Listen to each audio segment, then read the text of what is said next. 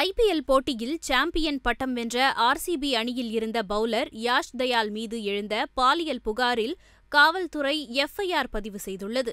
RCB அணிக்காக முதல் IPL champion பட்டம் வெல்வதில் முக்கிய பங்கு வகித்தவர் இந்திய கிரிக்கெட் வீரர் யாஷ் தயால்.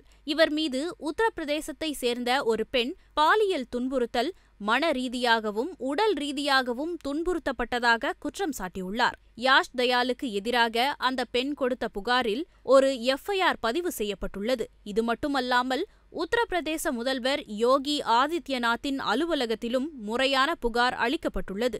இந்த செய்தி கிரிக்கெட் உலகில் பரபரப்பை ஏற்படுத்தியுள்ளது. யாஷ் தயால் ஐபிஎல் 2025 வென்ற ஆர்சிபி அணியின் ஒரு பகுதியாக இருந்தார். ஆர்சிபி அணி முதல் ஐபிஎல் கோப்பையை வெல்வதற்கு அவர் முக்கிய பங்கு வகித்தார். அந்த பெண் அளித்த புகாரில் யாஷ் தயாலுடன் 5 வருடங்களாக ரிலேஷன்ஷிப்பில் இருந்ததாகவும், இந்த நேரத்தில் அவரது குடும்பத்தினரையும் சந்தித்ததாகவும் கூறியுள்ளார். தயால் தன்னை காதலித்த போது மன ரீதியாகவும், நிதி ரீதியாகவும், உடல் ரீதியாகவும் தன்னை சுரண்டினார் என்று அந்த பெண் குற்றம் சாட்டியுள்ளார். மேலும் யாஷ் தயால் தன்னை அவரது குடும்பத்திற்கு அறிமுகப்படுத்தி ஒரு கணவனைப் போல நடந்து கொண்டார். இதன் காரணமாக அவரை நான் முழுமையாக நம்பத் தொடங்கினேன் என்றும் அந்த பெண் தெரிவித்துள்ளார். இப்போது தான் ஏமாற்றப்பட்டிருப்பதாகவும் அந்த பெண் குற்றம் சாட்டியுள்ளார்.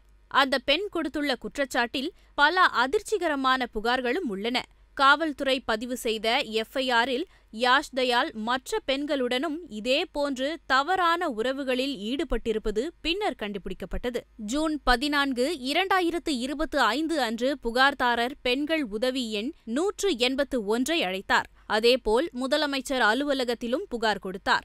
அந்த புகாரில் புகார் கொடுத்த பெண் மன ரீதியாகவும் சமூக ரீதியாகவும் பாதிக்கப்பட்டிருப்பதாகவும், யாஷ் தயாலுடன் பகிர்ந்த சாட்டுகள், அவற்றின் ஸ்கிரீன்ஷாட்டுகள், வீடியோ அழைப்புகள் மற்றும் புகைப்படங்கள் ஆகியவற்றை ஆதாரமாக கொடுத்துள்ளார் என தெரிவிக்கப்பட்டுள்ளது.